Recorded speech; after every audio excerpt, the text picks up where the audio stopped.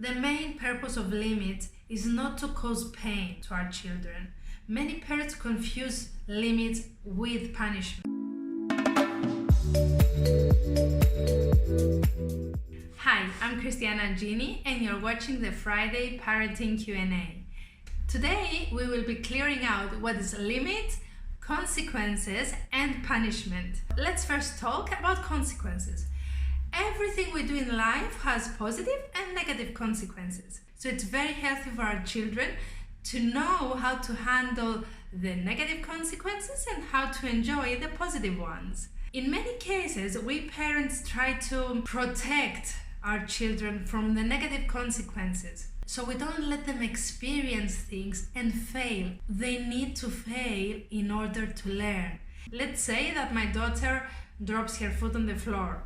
The natural consequence of this action is for her to clean it up. So if I start yelling at her and start giving her punishment, which means causing her pain, then I'm taking away from her the chance to learn what are the natural consequences of her action and face them. What I could do in this case is to tell her, "It's okay, sweetheart, let me help you clean it up." So here is where limits come in. The limit comes to help our children face the consequences, the natural consequences, and helping them transit from one thing to the other.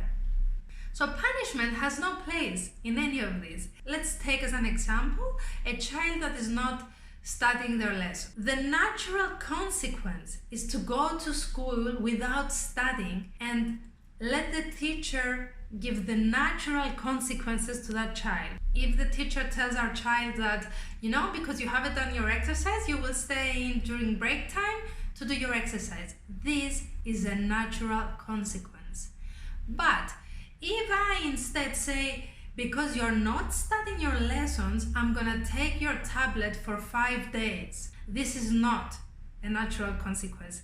This is punishment, which means that I'm causing something negative to my child because they didn't do what I wanted them to do. The purpose of limits is to help our children being able to switch from one thing to the other without being catastrophic for them. My job as a parent is to motivate my child to want to study and not to punish them because they don't want to study. One thing that we could do is to tell them that after the study we will do something fun together. They want to do fun stuff with us, don't they? Or maybe they can have their playtime after the study. So they know that if they don't finish their studying, they're not gonna play. So they have one motive to do it. The main purpose of limits is not to cause pain to our children. Many parents confuse limits with punishment. And they believe that if they punish their child a lot, then they will have more self-control.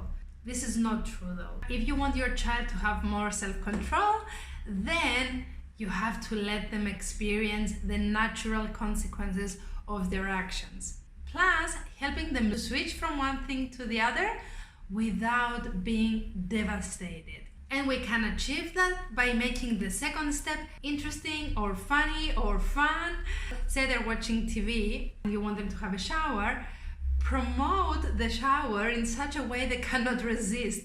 Like wash some toy in it or, put your imagination to work. This is up to you. So, let's sum up. There are natural consequences in whatever we do, and we have to let our children experience the positive consequences and the negative consequences of their actions. We avoid setting limits through punishments. They just show them that because we can put them in pain. So if you want to have healthy, clear limits, avoid punishment, just promote experiencing the natural consequences of stuff and give them motive.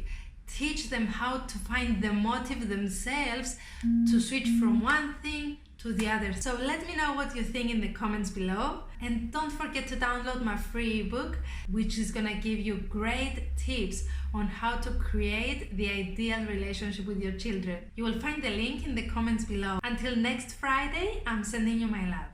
Bye!